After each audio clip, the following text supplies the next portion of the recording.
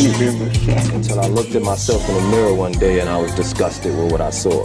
So I said, you got to make a change, man. It's all about fun, laugh, and getting through life. That's what it is. I find you have everything to gain with Christ, and without him, everything to lose.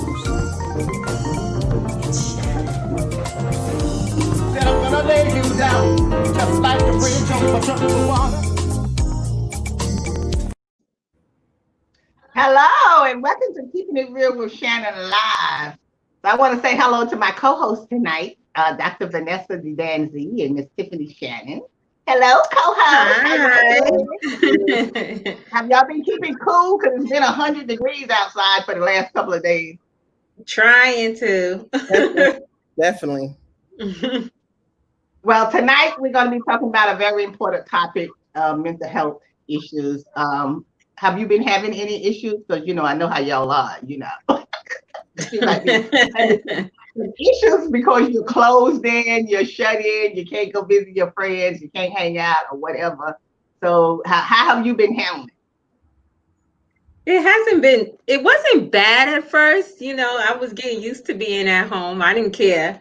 But now that it's like summer, I do want to be out. I want to go out with my friends to dinner or have a drink or something. And, now I'm starting to feel it.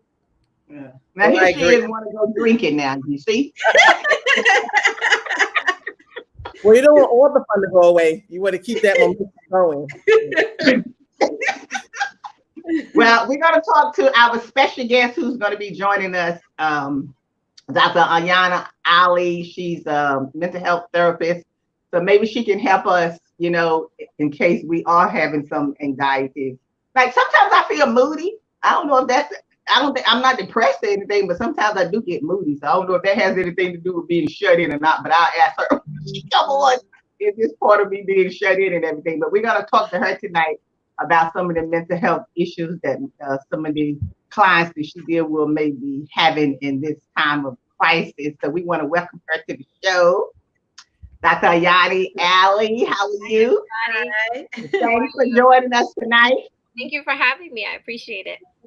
Well, as you know, we're in a crisis right now with the pandemic. So there's so many areas of going on, people losing their jobs, people getting sick, and so what I wanted to ask you, to start off with is like some of the clients that you deal with, what are some of the issues they're coming to you with? Like what is really going on with them in this time of crisis? Right. Well, certainly people are concerned about COVID.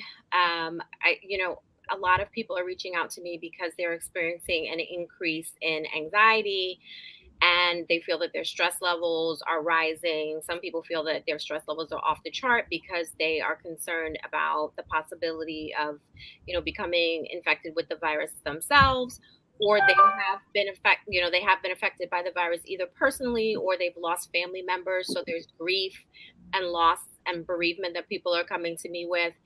People are also stressed out because, some people have lost their jobs, they've lost their health insurance, and it just seems that, people's lives are being upended by this virus. So certainly people just feel like they need extra support at this time. The fact that people can't go outside as much as they want to and they can't enjoy themselves with family and friends is also very stressful. And then on top of all of that, there's all of this racial unrest and all of this, these political issues that are also impacting people. And so everything's happening kind of all at once and is really causing people to feel stressed and overly concerned about their well-being and the well-being of others. Mm-hmm. Mm-hmm. So what are some of the recommendations when you talk to them that you tell them that they can do, to make themselves feel better or to feel that there is hope? I mean, right. Regardless of what we're in, I always feel there is hope and there is always a light at the tunnel. Right. Well, I think it depends on what people are presenting with, what their presenting problems are. I think definitely for people who are presenting with anxiety around COVID, regarding the transmission of it or, contracting it, there are simple things that they can do, such as wearing masks, following all the CDC and World Health Organization guidelines. They can make certain that they are trying to keep their immune system as boosted as possible so that from a physical standpoint, they may be better able to fight off the virus if they come in contact with it. We were talking a couple of minutes about self-care.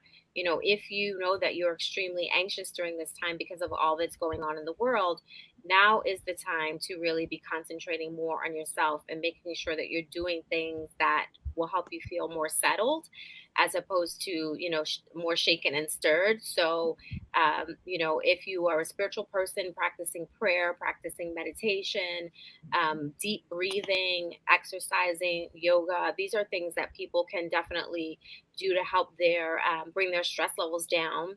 And there are all these studies that indicate that if your stress levels down and if your anxiety levels are down, that you will be more healthy overall. Also, if people are experiencing stress and anxiety to the point where they feel like it's interfering with their everyday lives, it might be a good idea for them to talk to their medical doctor, as well as seek the help of a therapist, a licensed therapist or psychiatrist if necessary. So there's no shame in talking to someone. Sometimes you just need to get some things off your chest. And so now it's a time that I would encourage people to reach out for extra help if they need it, through a therapist or psychiatrist. Okay. Yeah. Yes, that's important for people not to wait for when they out there trying to seek help. It's really important to get as help as soon as they identify that they have some kind of issue or some kind of distress. You're absolutely right, because all the statistics show that the longer that you wait with an untreated mental illness, and anxiety is a mental illness, depression is a mental illness. Sometimes when we think of mental illness, we think of things like schizophrenia or bipolar disorder, but anxiety and depression are also mental illnesses. All the studies indicate that the longer that you wait to treat a mental illness, the more likely you are to suffer, and the harder it may be to treat. So you're absolutely right. Reaching out when you begin to feel disturbed or you begin to feel stressed is better for your overall health than waiting and letting all those feelings build up and pile on. How can you recognize when? I was just gonna ask. Now, how can you recognize when you are feeling anxiety or depression, especially depression, because that's not easily recognized? Yeah. So that's a good question. So, everybody feels sad. We have things about which we feel sad, and we have disappointments in life, and it's not uncommon to, feel disappointed about certain things. I would say the difference between being sad and being depressed is when you feel your sleep is compromised. So either you're not able to sleep or you're sleeping too much.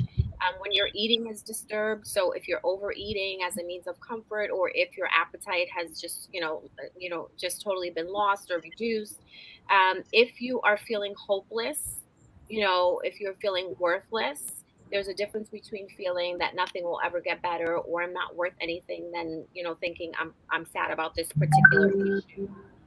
If you have the what is called anhedonia, which is you're no longer able to derive pleasure from things that you used to derive pleasure from. So if you had hobbies that you typically would participate in, and they brought you joy, or they brought you happiness, and you don't experience that anymore, or you're no longer fulfilled by relationships that at one time brought you joy, that's usually a sign that things are crossing over from sadness into what we call clinical depression. Same thing with anxiety.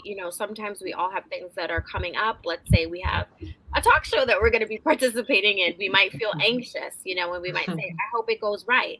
Well, there's a difference between feeling a little anxious about something that's coming up and then having an excessive amount of worry to the point that you're not able to function. Are you so anxious about contracting COVID that you don't want to go outside, or that you're washing your hands excessively, or you're afraid to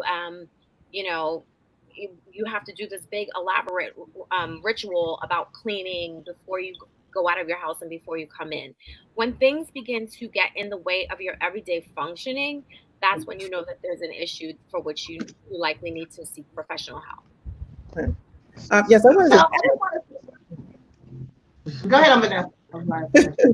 I just want to add, can you identify once individuals have post-traumatic stress syndrome, that these visions and stuff, elements that they're going through over a period of 30 days, this is Yes. something that can affect them long term. So that's a really good point, because we are seeing an increase not only in depression and anxiety around this COVID issue, we're also seeing people coming to mental health practitioners with PTSD. So people who perhaps were sick themselves and spent time in the hospital or spent time on a ventilator, or were just so sick to the point that perhaps they thought that they would die, are now hyper vigilant. If they have a cough or if they start to feel a little bit of malaise, they begin to panic and think, okay, well, maybe I have COVID again, maybe I'm going to die. So this hyper vigilance and this excessive worry about physical health, it could be something that people experience as a result of PTSD. You also mentioned visions. So people actually have flashbacks. So people who have spent time in the hospital, or perhaps people who have witnessed the death or the severe illness of a family member, may actually have instances where those memories are so vivid that they feel like they're actually reliving them. And that's an example of PTSD. That's a symptom of PTSD. So yes, what I think is going to happen is that we will feel the effects of COVID for quite some time. And I think it will not be uncommon to see people dealing with PTSD for quite some time after this period. So I want to ask you about the eating. I want to ask you about the eating. Because I want to distinguish between, like you said, like people may eat more or they eat, for comfort or whatever like that. But I mean, I just talk about myself personally, like that. Because I mean, I was eating before the pandemic. I know, you know exactly what you was doing. I like to cook, you know what I'm saying? I like to cook and bake and stuff like that. I mean, I didn't do as much before the pandemic because, I was busy on the outside, so I didn't get a chance to do. But now that I've been shut in, I've been doing more baking and more cooking and stuff like that. But I mean, I don't feel like I'm depressed or stressed out because I don't have anything to be stressed out about and depressed about. But I mean, I do find myself constantly eating. And I don't know, for some reason, sometimes, like, even after I eat, maybe like a half an hour later, I feel like I'm still hungry. Now, in my mind, I know I'm not hungry. Right. You know what I'm saying? But it's like something is talking to me saying, okay, well, you can go back and get, something else to eat or to snack on or something like that. And you're not supposed to be going to get it. Right. So, I mean, sometimes I think like, well, why am I doing this? Because I mean, I'm not depressed or stressed out or anything like that. So, but since I was eating before, is this just a continuation of me loving to eat and, and stuff, like that? Because I know Vanessa said before, we need to, give up our heavy food and eat light and all of this kind of stuff. So, like I was saying, do I have to give up my macaroni and cheese and collard greens and all that kind of stuff? I think here's the thing. A lot of us are eating more because we're home more often, and because instead of when we're in offices or we're out and about, we don't have to go downstairs and, buy something from the store. We just walk to our refrigerator and it's right there. So I think part of it is just location. I think if people find themselves eating a pint of ice cream or eating excessively to the point where they're making themselves sick, or when they're putting on a great deal of weight in a rapid period of time, that's when it's really problematic, as opposed to this proximity. Yeah. Okay. So all right. So now I got to start eating apples and broccoli and spinach and carrot. Yeah. But you're off the hook. Don't worry.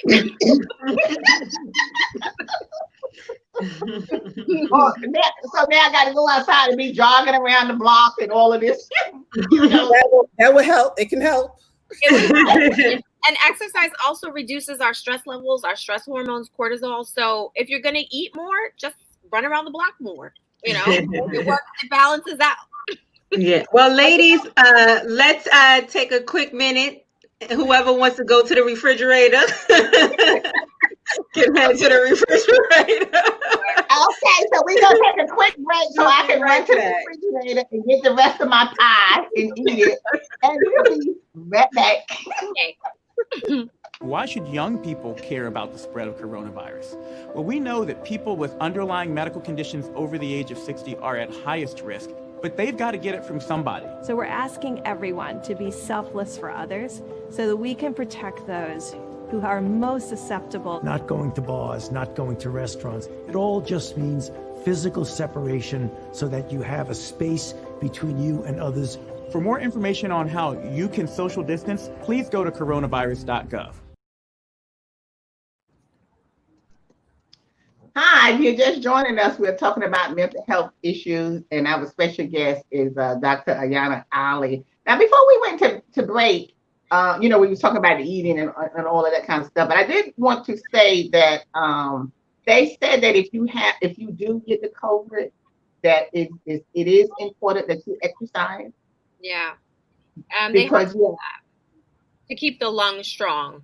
Yeah, making sure you're getting air in and you're pushing air out. So they have said that. And, depending on how severely sick you are, exercise might be just walking around your house or walking, up and down the hallway. But any kind of physical activity that you can tolerate, they have recommended to keep the lungs strong and the breathing, consistent. Right. I will also add, if you do have COVID, in addition to those to exercise, try to refrain from laying on your back. People don't understand that the lungs are heavier, mostly on your back. So as you lay on your back, they fill up with fluids, and this is how people are suffocating with COVID. So if you have COVID, experiencing any type of COVID-19 symptoms, try to lay on your stomach, on the side, and continue to walk and exercise. Mm-hmm.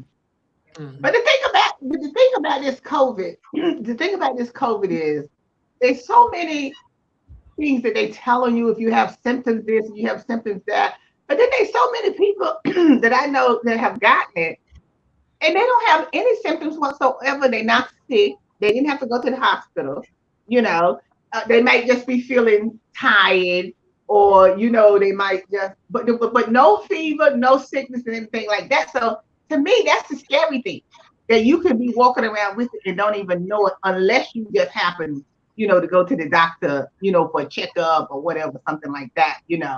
That's the scary part to me, because why don't you have symptoms? I mean, like the other people who really got sick and had to be put on ventilators, like why everyone doesn't get sick like that? Well, is it your body? Is it? Mm-hmm. But part of that problem is people, especially Black and brown people, we're presenting differently for COVID.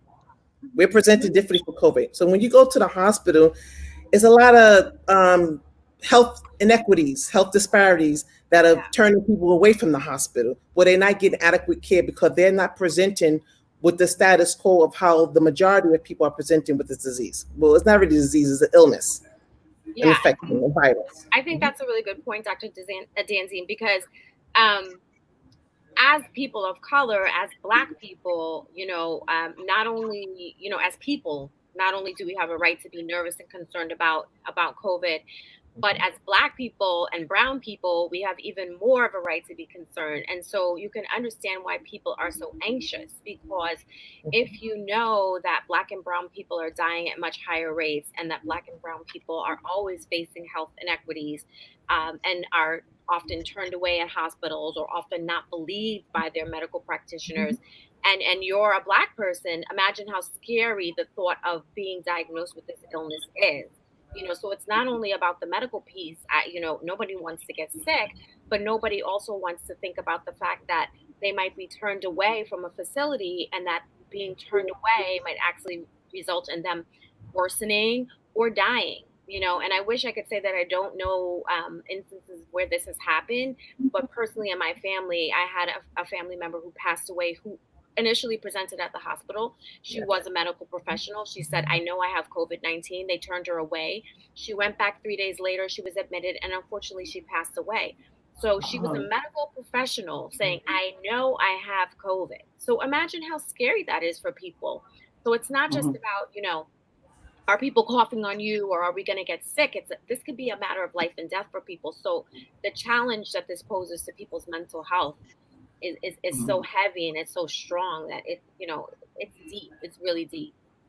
Why do you think that the Black and brown community are dying at such a higher rate? Is it because of underlying illnesses we have, or because we're not being treated correctly in the hospital. I mean, because this is a new COVID. Nobody ever dealt with COVID. So everyone's learning as they go along. Well, I mean, I think it's because we're not being believed as patients. It's because we're not being treated as with as much care, but more, so all of that though falls under racism, institutional racism. Right.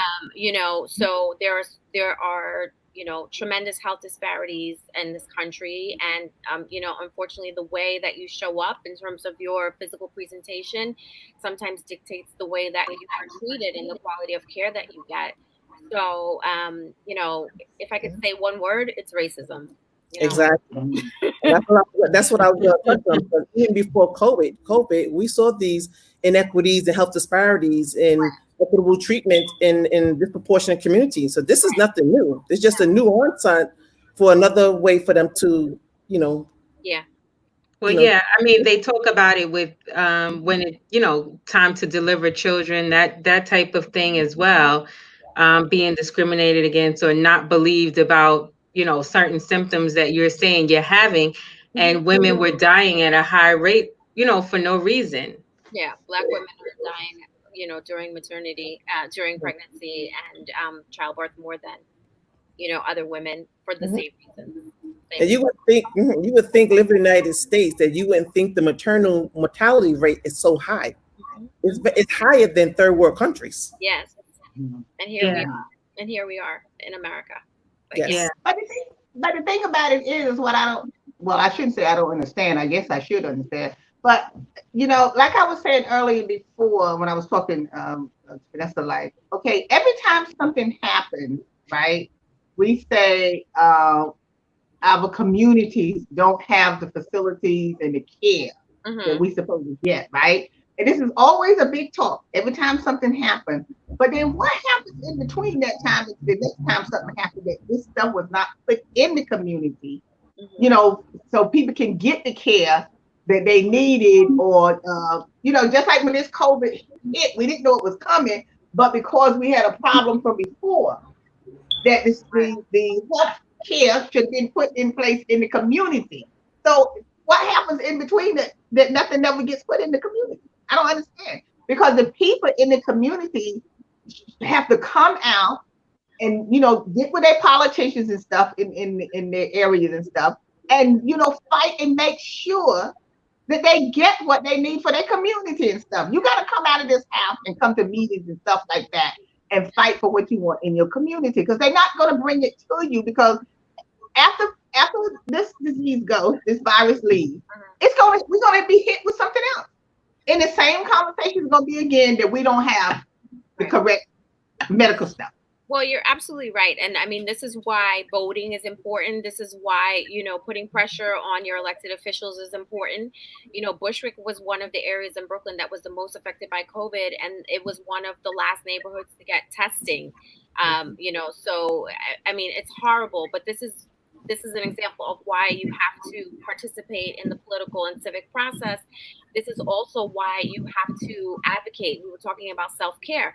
Advocacy is self-care. You have to demand that what you need in your community is going to be delivered to you. And then in cases like my practice, if you don't see it in your community, be it. So when I was looking for a mental health professional, there were very few Black women that I could find. And so I realized that was an issue. So I decided that I wanted to, help other Black women find professionals like myself. So I could have gone and worked somewhere else and made loads of money, but I wanted to serve my community. So, sometimes you have to be the change that you want to see. Exactly. So, that's important too. Yes. Then one of the things too, that the community needs to hold their constituents accountable. You're right. Exactly. Yeah. Exactly. Yeah. Because that's the only way you're going to get anything done is you got to come out. You can't stay behind closed doors and talk. You got to write letters. You got to be at the community board meetings. You got to be at all of those meetings and talking about what is missing in your community to get things done, because it's like a continuation. This goes on and on and on and on, every time something happens. Yeah. We're talking about the same thing each time. But you know why also, Lottie, is because you have institutional racism that work in silos. So it creates a bigger platform of systemic racism. So people people say, oh, well, this is not fair. No, the system is working how it's been designed to work. Been designed to work. You're absolutely right, Dr. Jadan. Yeah, you're absolutely right. So. Okay, but you saying that, but it's the same thing. Unless I'm misunderstanding what all this protesting is about. You know, is to make the change and everything, because I thought that's what all of this was going to be. So that's why I'm saying, even with what's happening right now that's going on, is this going to be part of the change that you're going to make sure that your community gets some of the stuff that they need? Because then what is the point of just keep doing this over and over and then nothing happens in the community? We know it's racism and all like that. And to me, I don't think in my lifetime racism is going to go away. I don't think so. Maybe it is one day it'll go away, but I don't think so. We just got to find a way around this racism and get things that we need and get some stuff in our community, you know, that's going to help us with our health issues, our education. You know, why is this school got books and this school doesn't have books? You know, when I worked at the Board of Ed, I said to the parents that, no, you have to come out to the meeting for your school to fight for your kids to get what they need for their school. They're not coming to your house. You have to come out to the PTA meeting. You have to come out to the curriculum night, all of this kind of stuff. Then you got to learn to be creative. Don't wait for everybody to always give you something. Be creative. Do a fundraiser and buy books that your kids need for school. You know what I'm saying? Because you can't just depend on people to do everything for you. Yeah, very true. Well, ladies, we're going to take another quick break and we'll be right back. Okay.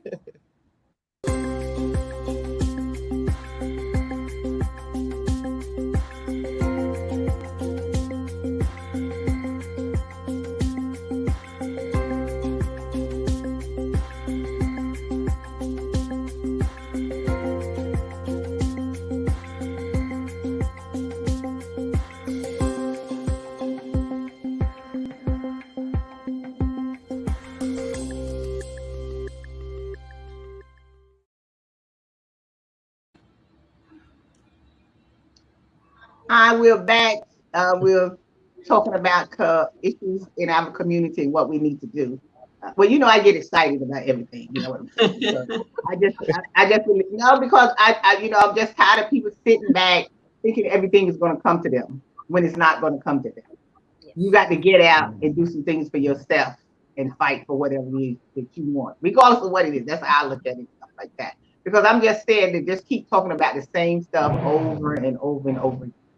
That's what I feel that we do. I agree. Yes. That's the only way that you can get ahead or get anything done. And hopefully, you know, we wake up and realize that. I agree. And now is the time to do it since Black Lives Matter. They do. Black Lives Matter now. Yes.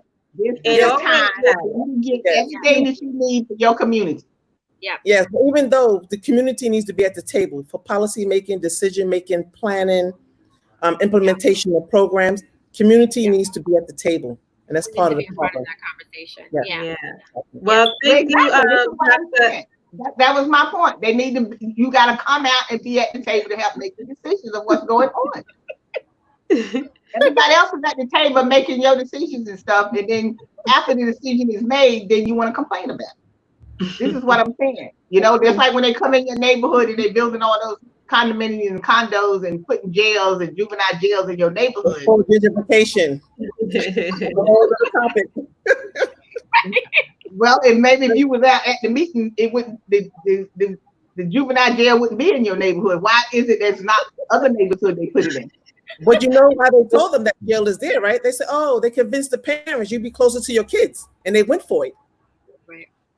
You know, that's a whole other topic. With we can save this topic for the after show, ladies. Alrighty. We're out of time now, unfortunately. So let's save it for the after show. Okay, so it's time to go. So we want to thank you, Dr. Olive, for coming on and joining us today. You're welcome. Thank you for having me. I'm have to take your advice, you know, so at least I know I'm not depressed. I can just continue to eat. So I'm not depressed. So I didn't say that. So thank you for joining us. And if you want to join us for the after show, if you have some questions for Dr. Oliver asked her, she'll be around for a few minutes to ask questions. So thank you for joining us today. Thank you. And as always, we'll see you next time. Thank you for having me. Today's show is sponsored by Abu's Bakery. If you have a sweet tooth, stop by Abu's Bakery for some delicious cakes and pies. It's Shannon. It's Shannon. It's Shannon. It's Shannon.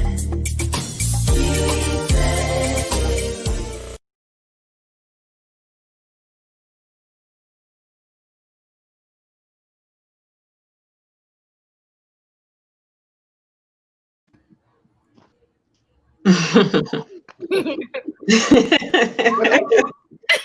Thank you so much, Ms. Oliver. But I mean, truthfully, you know, I mean, I hate when I have to get excited and stuff like that. But you know, when I had to deal with the people in the community, I had to deal with the people at the board. You know, and I see what happens when people don't come out.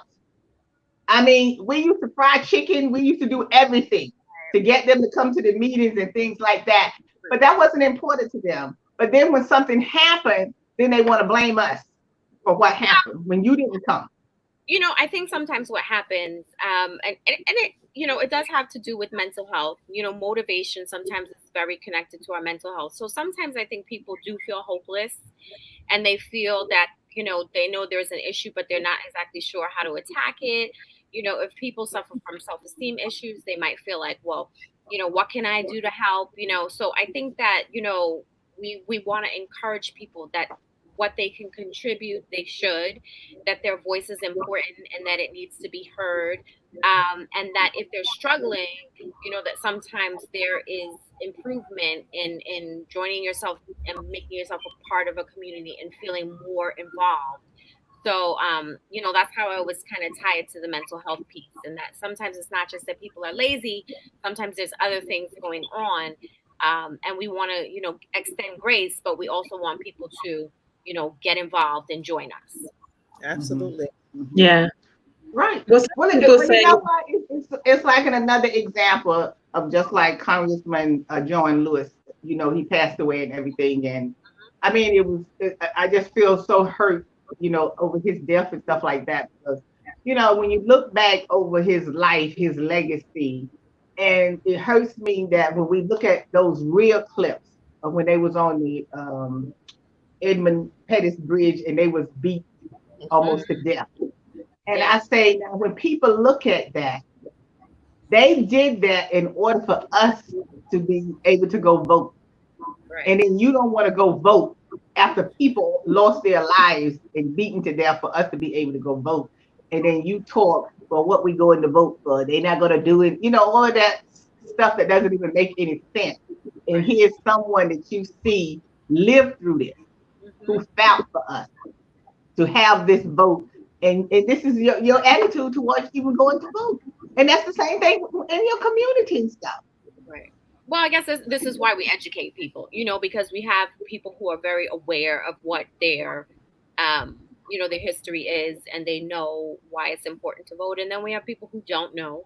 And, you know, so, you know, this is a prime time to talk about, you know, the civil rights movement and to talk about what our ancestors, you know, like John Lewis have done for us and how hard they had to fight, and hope that we can be an encouragement to people who maybe don't, you know, haven't previously considered voting or haven't participated in the civic process, you know, and he's a shining example of, you know, when people become aware of what, you know, our ancestors and our forefathers have done, perhaps they will be more motivated to participate in the process. But I'm glad you spoke about history. Before anybody can talk about history or really pin it down to the root of history, they need to change the history books. And who's telling the story? Who's telling the narrative of the history? Yeah. Right. Well, they're not teaching our history. I mean, besides the 1 month that they give us. Right. And that's but, I mean, I guess it's us that should be teaching it at home as well. So, I mean, that's the downfall that I do too, that our generation actually somewhat have it too easy. And They didn't have to go through that process of not being able to vote, or you have the segregation of sitting in the back of the bus, or you can't go to this store or that store. So they don't understand that experience. And now, I can go in any store. So until you understand that and know what it's like, I think they're still going to have that same mentality. I don't need to go out and vote. Right. Yeah, well, we have to change the narrative. We have to begin to create the narrative, so yes, we have to be the ones doing the educating. We have to be the ones shaping the models and the treatment modalities, and coming up with ideas and coming up with books and literature, because if we're not in charge of the narrative, the narrative will be skewed. But the more the more we educate ourselves, and the more we educate our children, and the more we educate our community, the more they'll understand the importance of what we're trying to say to them. So, I strongly believe in making sure that not only are we leaving financial legacies, but that we're leaving educational legacies for people. So you want to educate your children, you want to educate your family, you want to educate your clients, your patients, whoever it is that you're working with. You want to make sure they know their history and they know the facts. Well, okay then. So what do we do then when we do educate them? When we have people that we educate about different things in the community, voting, whatever, you giving them the information, you giving them stuff that's written out and whatever, and they still not interested in coming out. But they will talk about what's not going on and what they're not getting in the community. But you have educated them about. I mean, I have even offered to take people to the polls. I'll come by and pick you up and take you to the polls. You don't have to be that educated to go to the poll, because when you get to the polls, they show you how to vote. They would even go behind the thing and show you how the paper works and everything. Right. So sometimes when people keep using that as an excuse, see, I don't buy that all the time. The only thing I would buy if you tell me you can't read or something like that, But because I know at the polls they will assist you and show you how to do, fill out the form and everything for you to come in and vote. What I see is that I don't know. I just don't know what it is that you don't see. If you haven't learned anything in the last 4 years, then there's nothing else to be said. But you know what that, Lottie, You haven't gotten it in the last 4 years. Well, 3.5, because the time is not up yet. Then what else is there to say? Well, the thing is that people need to prioritize what's important. Right. What's affecting them, what's affecting their family, what's affecting things around them. They have no purpose to really to prioritize. A lot of people are just going with the status flow and just accepting things as it is. Mm-hmm. Yeah, and a lot of people feel disenfranchised. I think they feel like disconnected from the conversation. Yes. They don't necessarily see how they can't necessarily connect all the dots, like voting, what does that mean for me? And so I think that one of the things that we have to do is, you continue to educate. It doesn't matter how many times you told somebody something. If you can continue to talk to them, but we also need to draw the lines of people, connect A all the way through Z. So you vote, and this means that you elect someone who may bring jobs into your community. If you have jobs, then you can support your family and you have opportunities. We have to really go all the way down the line for people and make them feel a part of the process, because if they don't feel that they're a part of the process, of course they're not going to participate. Absolutely. Yeah. Mm-hmm. Well, sometimes I feel that from my experience of dealing, particularly when because I always go back to when I was dealing with the people at the Board of Ed, with parents and stuff like that. I mean, there was incident when you say about educating people. Mm-hmm. I want to educate the parents of how the school system works. So when they would come to the office and there was a problem with the child, blah blah whatever, if you want to get this for the child or whatever, and you would tell the parent, look, I want you to go back to the school and talk to the principal. And I want you to say to the principal exactly what I tell you, because I know how they operate and what they work. This is what you go back and say to them. Now, rather than them going back telling what I said to them to tell the principal, they would go back and be said, oh, well, Miss Shannon said, well, you're not going to do that. Excuse me? I'm trying to help you, and you going back telling something, trying to get me in trouble? So now, why would I want to help you now? But you know why is that, right, Lottie? No, I know. I'm trying to figure it out because I'm saying to the parent, like, I would tell you a point. In part, when you're talking to these parents, a lot of them themselves have IEPs. Yeah. That's part of the problem. Yeah. A lot of them themselves. Right. And a lot of times people, they get nervous or, they may not understand necessarily, why you're telling them to do certain things. They may not understand the basis for the instructions. I really believe, through my work with people that the majority of people have good intentions. Sometimes people are just, misinformed or misunderstood. And so, I want to concentrate on the best in our community. And I want to say that there are parents who, they care about their kids, but they're just, sometimes at a loss as to what to do. And so we just want to try to help them along, But we keep they trying. won't reach out for help. Yeah, and they won't reach out for help because they don't know that they even need help. Right. You're absolutely right. I mean, this is that's what I'm saying. When you're reaching out to help them, but you know what? To me, I've learned that some people don't want your help. That's true. They don't want your help. They don't want your help because if you're reaching out to them and you giving them everything that they need, I've been help people like getting a job. They were, Shannon, can you help me get a job or whatever? Okay, so you call the people, ask them, if they could come in for the interview or whatever. And when time comes, you can't even find the person. But then why are you asking me to help you for this? Yeah. This is what I'm saying. So sometimes you can't help people. You can't help people. You can't always help them. Well, you can only help people who want to be helped. Right. Right. That's the one. And so that's where you focus your efforts. Yes.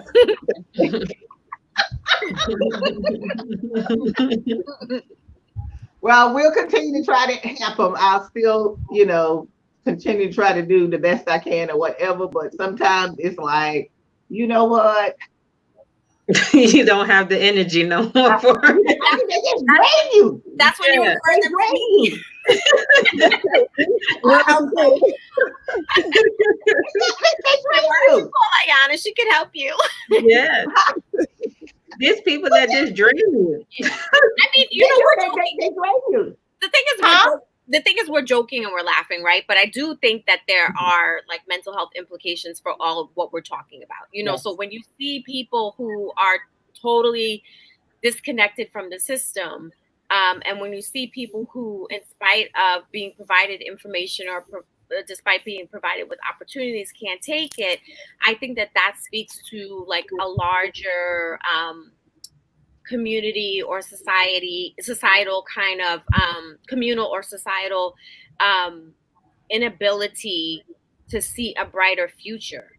So if someone is experiencing hopelessness, and even if you're presenting them with tools or information, if they don't really see the possibility of things getting better or things changing, that's why they're not accepting the help that you're offering them. So it's not necessarily that they don't appreciate your work. It's just that, you're dealing with people probably who have been so beaten down and have been so used to being disappointed or told, I'm going to help you and then not receive the help, that it's difficult for them to even take a chance and believe that what you're telling them is true. I mean, and though that again, is an effect of institutional racism, historical racism, centuries of Black people and brown people being treated as less than and being, hoodwinked and bamboozled and underserved and all of those things. So, sometimes on its face, something looks like one thing, but it's usually deeper, and it's usually more about an inability to see a brighter possibility. Well, I hope so. And like I said, being now that we're in the Black Lives Matter era, where now everybody wants to help, the situation and help the people. It's just like I told my friend. I said, when you see the differences is when you go back to work. Once you go back to work, then you can see what your environment is going to be. Or are you going to get that promotion? Do you have to fight for the raise? Do you have to do all of those kind of things that you did before? So this way you will see where things are changing or not and stuff. Because now is the time to take advantage of everything. So now, hey, we matter. So let's take advantage of whatever we can get while the getting is good. Right. That's how I look at it, But if anyone doesn't have any questions, anyone for any questions or anything? If not, then No we'll say question. goodbye, Tiffany. Okay. So we want to thank you again. We want to thank everybody for tuning in, joining, watching. Keep watching. We're on every Tuesday at 8:00 p.m. Thank you for joining us, and thank you. Thank you. Miss Ali. And I'm a Thank co-host, Vanessa, all the way from Panama. From Panama. You still in Panama? Yes. And Miss Tiffany Shannon, we'll thank you. So, all right. We'll see you next week. Take care. Okay. Good night. Bye. Today's show is sponsored by Abu's Bakery. If you have a sweet tooth, stop by Abu's Bakery for some delicious cakes and pies.